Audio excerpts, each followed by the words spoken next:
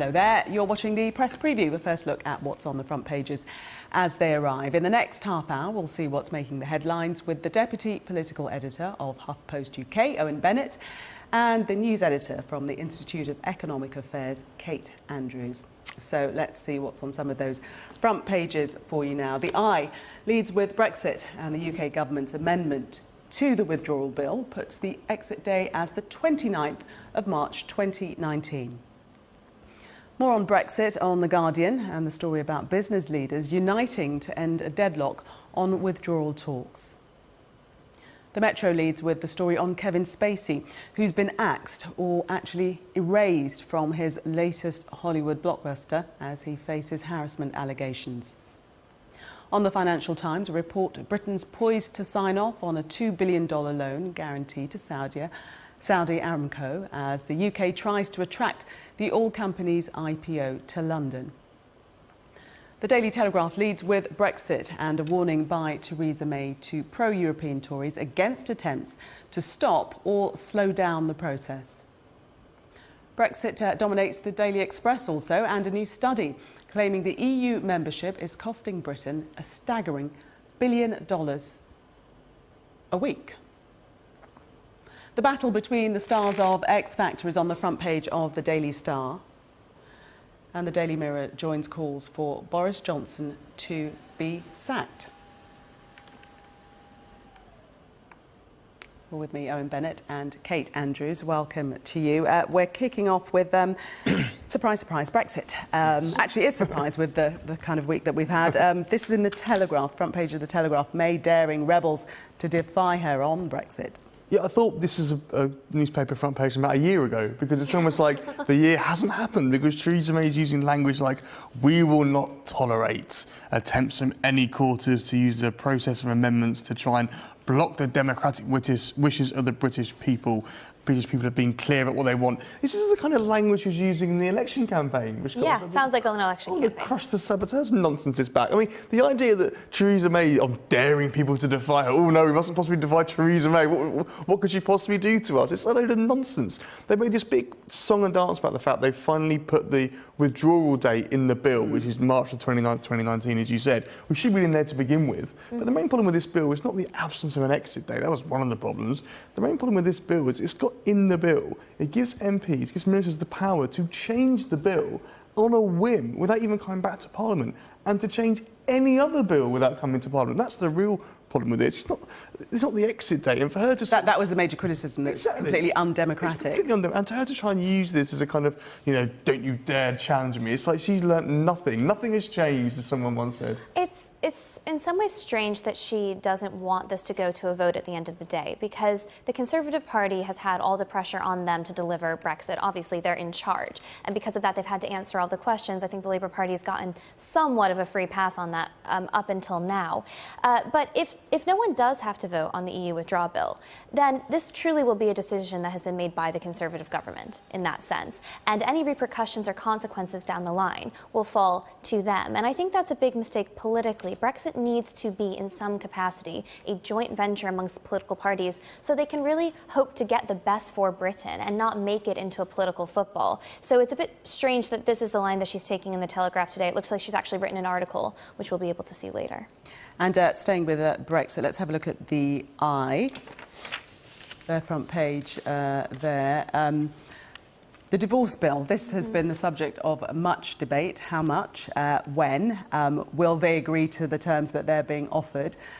What are we talking about now on this front page? Well, it seems that some Brexiteers now accept the UK must pay a bigger settlement, it says. I mean, David Davis intimated as much last week. Is that progress then? Well, I think Brexiteers saying that? Yeah, I think so. I mean, you've got David Davis who said, the EU are going to do better out of this withdrawal bill than we are. He said that in front of a Lords committee last week. So that shows the direction of travel on this. The UK put up something which came to about 20 billion. The EU wants 60 billion. I mean, just go in and call it 40 billion, shall we, and get on with it. I mean, that's basically where we're going to get to. They're dragging it out. Well, part of the problem is that it's not just one side versus the other. I think there are three major groups here. One is saying we should pay nothing. There are those Brexiteers that say we should pay zero. In fact, we need a rebate from the EU. But that's not a serious suggestion. That's just a negotiating tactic. I think that there are quite a few backbencher Tory MPs that would probably take that line.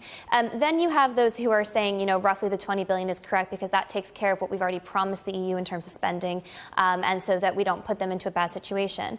Then there are those who think that we should actually pay money to get a good trade deal. It looks like we are slowly moving in that direction because the idea of not having something beneficial to the UK by the time we get to March 2019 would be pretty disastrous. A no deal is not the ideal scenario. I don't think anyone, even the no dealers, think that it's what they really want. It's not the optimal outcome. So maybe a little bit of money is worth it to make the negotiations go better. But we still hear that no deal is better than a bad deal. Oh, Does that still definitely. ring true? But I think that for many people, quite rightly, that's a negotiating tactic. That's a way of debating, going to the table. And also the line here, Downing Street wary of a voter backlash. The idea if they pay money, the voters are going to be annoyed. Well, who's going to campaign on that? Labour aren't going to campaign and say that you've paid too much. The Tories aren't going to bring it themselves. Lib Dems aren't going to bring it. So yeah, UKIP will campaign. Well, you the same say thing. that, but there've been quite a few policies like the dementia tax and things where they're essentially Labour policies that they're opposed to because the Conservatives have brought them in.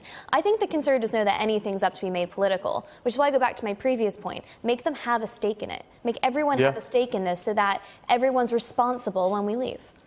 We all do have a stake in it. Absolutely, absolutely. This question, which is quite interesting, this is over the Irish border in back to the Telegraph.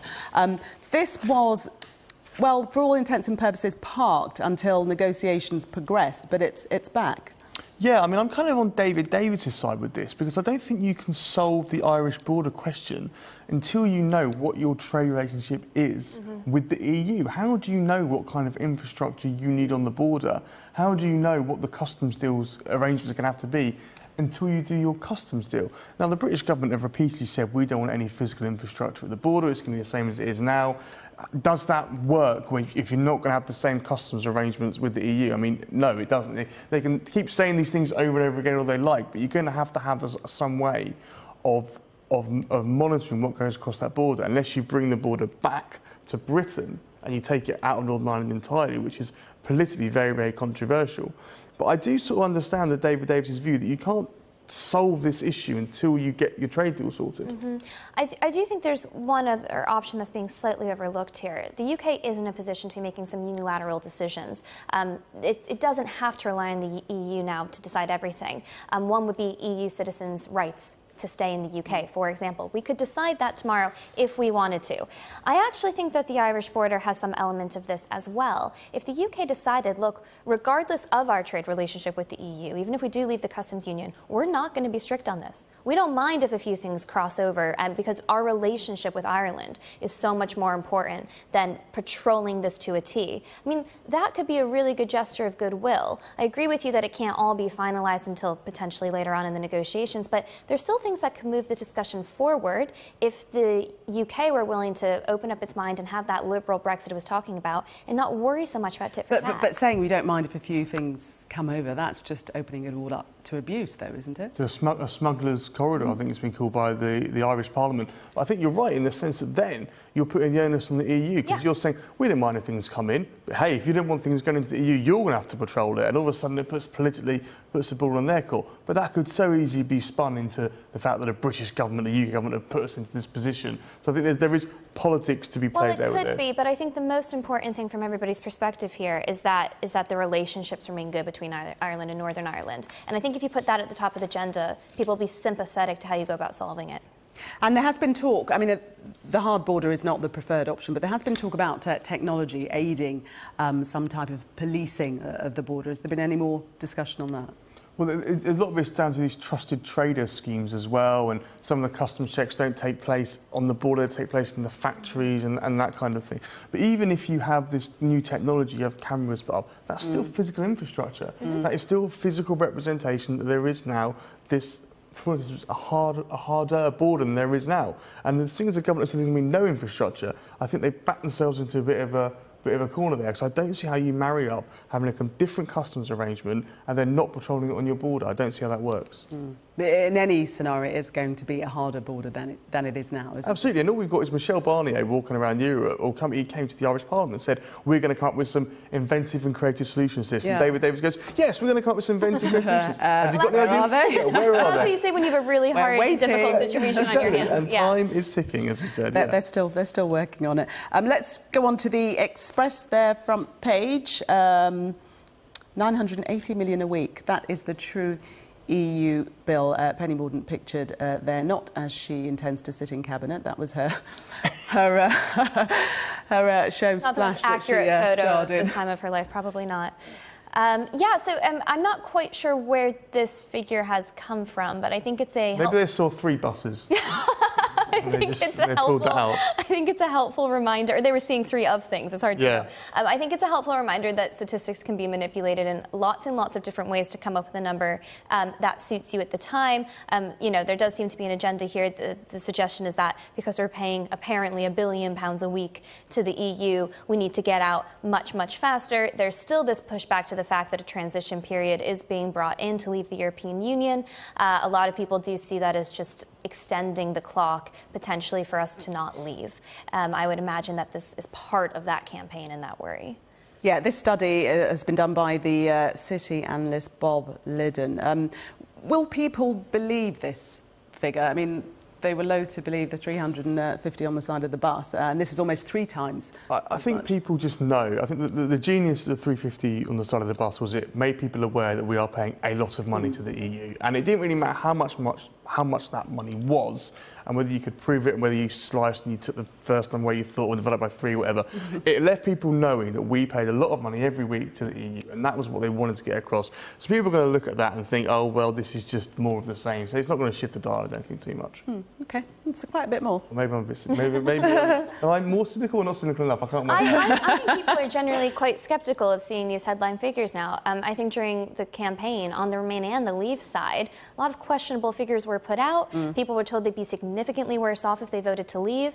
They haven't been so far. People were told they would get $300 million a week for the NHS. That hasn't been pumped in yet. I think people are skeptical when they see figures like this. And I think that it's such a huge figure. Yeah. It doesn't really mean an awful lot to people in real terms. How do you... It's a lot of zeros. If it was like 1,000 hospitals or something, you'd... Yes, they can quantify it. They need an infographic. Owen and Kate, thanks very much for the minute. We are going to take a break. Much more still to come, including the House of Cards continues to fall as Kevin Spacey is cut from a film that was about to be released.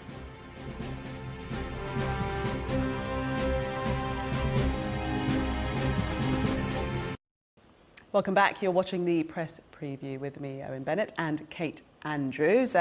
Let's move on to the Financial Times. Penny Mordaunt, appearing fully clothed, as she wasn't in the Express, because they got her in a swimsuit on their front page. So we're going with this one. We're stepping up in the world. The right decision Theresa May's made? Yeah, I mean, I was surprised she wasn't made Defence Secretary, because as a naval reservist... That was mentioned, wasn't it? Yeah, someone, I think she was a Minister for Armed Forces before. She had the background there. I think it would have been a good move at the time to promote a woman to a very important position. It would have sent out a good sign. So she's got international development instead, which is obviously still a cabinet post, perhaps not quite as high ranking as Defence Secretary, but she's very popular amongst colleagues. She's someone who said, went on this TV show Splash, and she's not afraid to sort of get out there and put herself out there and just raise money for charity in her constituency. I think it's the right decision. I think there was a lot of talk about how I had to be a Brexiteer, which I couldn't quite work out. I thought it was more that had to keep the gender balance in her cabinet as it was. I think having just a Brexit, I didn't see the need for it to be a Brexiteer. No, I completely agree with you. And I think this focus on who was a Brexiteer and who was a Remainer before the referendum result is becoming particularly difficult, especially for audiences at home, because, now with everybody moving towards the EU withdrawal bill, with ministers, trying to come together to leave the European Union, this should be the focus. So the question now is, what is their vision after Brexit? Those are the questions that we should be asking, not whether or not they were a Brexiteer before or after.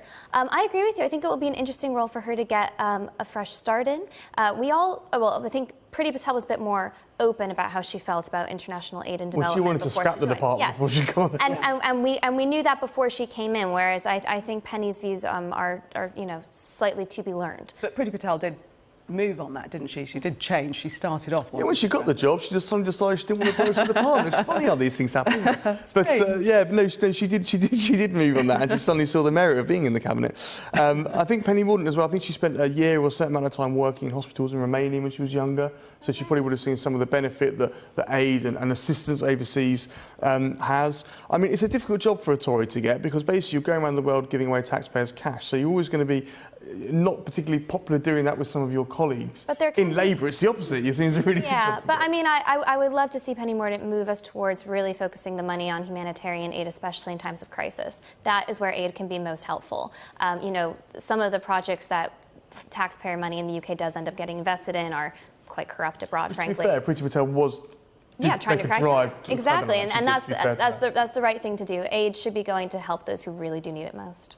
Let's move into the Express inside the papers. This is page 5 of the Express, looking at Parliament still and some claims, some suggestions by a waitress that worked in Parliament. Yeah, there's this desire to have this clampdown on the sports and social bar in Parliament, and it's a bar which I've been in many times, and it's sort of halfway between a working man's club and a student union bar, because you have a lot of the kind of maintenance worker there, a lot of people who work in Parliament who aren't MPs who drink there, and then a lot of the researchers who drink there as well. So you have this kind of slightly weird mixture of people that are in there. It's got the big TV and a pool table and stuff. But they want to close this down. There's calls to sort of restrict it. But it's completely nonsense. People should be able to go to this bar and have a drink and have a relax at the end of the day. It's to stop the MPs going in there, are the ones trying to do all this groping and hitting on people. Yes, I'm so frustrated by this sort of paternalistic nanny state